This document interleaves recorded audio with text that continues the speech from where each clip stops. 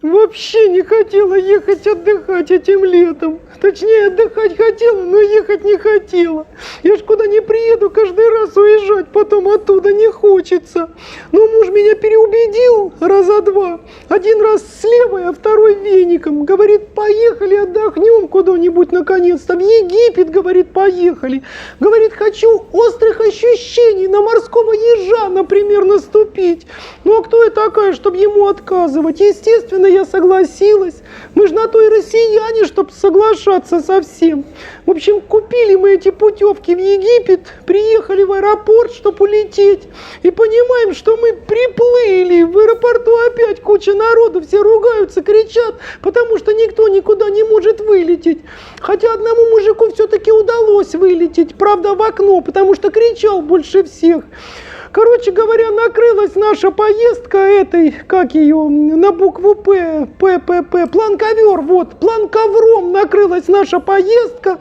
Я накрылась какой-то тряпкой, лежу себе в Домодедово на полу, 8 час, и думаю, а с какого это перепугу нам именно за границу лететь отдыхать, если у нас и в России отдохнуть можно не хуже.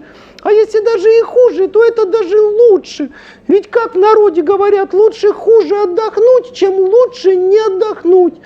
В общем, решили мы с мужем плюнуть на тот Египет. Муж плюнул, правда, до Египта не долетела, а стойку регистрации ему потом пришлось вытирать. А я в этот момент ему разбитый нос вытирала. Так романтично мы еще время не проводили. Я ему говорю, поехали, любимый, отдохнем в Сочи.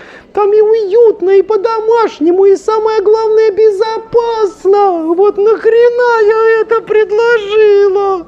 Лучше б лежали себе дальше на полу в Домодедово отдыхали.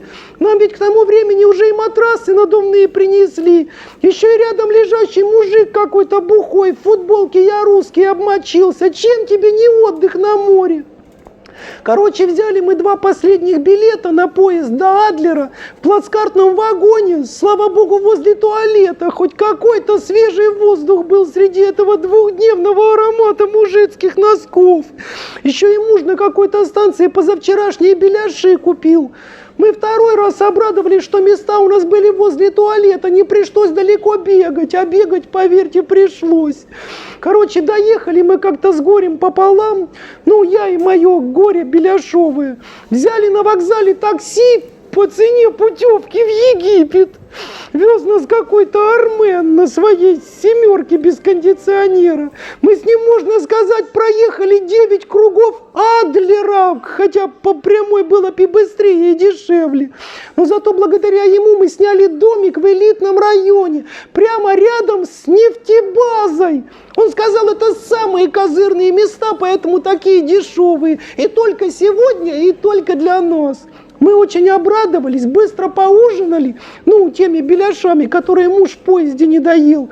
И первым делом пошли смотреть на ночную нефтебазу. Даже вещи не стали разбирать, как потом оказалось, хорошо, что разбирать не стали. Очень удобно, когда надо быстро откуда-то убегать, а вещи уже собраны. Короче, сидим мы с мужем возле нефтебазы. Любуемся ее высоким забором, чего уж там скрывать, выпиваем культурно прямо с горла. И вдруг слышим какой-то странный звук, как будто кто-то громко летит. Я поначалу этому не придала значения, думала, муж, как всегда, долгую отрыжку пустил. А потом понимаю, что отрыжка это все ближе и ближе к нам приближается. Ну, я, понятное дело, запаниковала, спрашиваю мужа, что так громко летит? А он говорит, не ссы, это, скорее всего, знаменитые сочинские громколетающие комары. Короче, пролетели эти комары прямо над нами, и в этот момент мы вдруг слышим, на нефтебазе кто-то очень громко шампанское открыл. Потом 2-ю бутылку, потом 3-ю, 4-ю.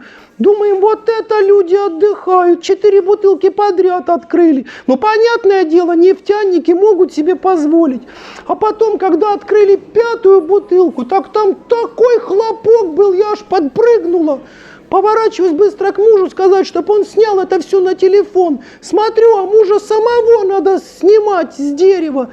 Как он там на ветках оказался, ума не приложу. Причем он висит на одном дереве, а его вьетнамки на другом, через 2 квартала отсюда. Отдохнули, называется. Вот как обычно говорят, в городе Сочи темные ночи, ага, темные. Там такое зарево после этих комаров было, что при этом свете можно было книги читать. Но у нас-то в России книги читать не принято. А вот если бы читали, то никогда бы такого полудурка президентом не выбрали. Из-за него опять теперь сидим на вокзале и не знаем, куда поехать отдохнуть.